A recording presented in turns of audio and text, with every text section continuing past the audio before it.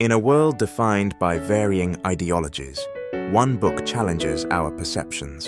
Introducing All Lives Matter, a critical assessment of the systemic disparate regard for the sanctity of human life in all aspects of society, by Dr. Larry W. Caesar. Dr. Caesar uses the contentious subject of racially motivated police brutality to highlight the universal problem of disparate regard for the sanctity of human lives.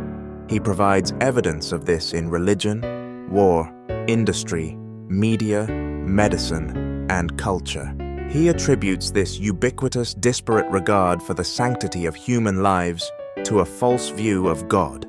He argues that we have created systems and society that reflect our belief in a God who neither loves unconditionally nor values life equally. Ultimately, he wants us to know that in the context of a non-religious, tangible, and intimate relationship with God, we will discover that each person, regardless of race, color, social status, or creed, is equally loved and equally valued.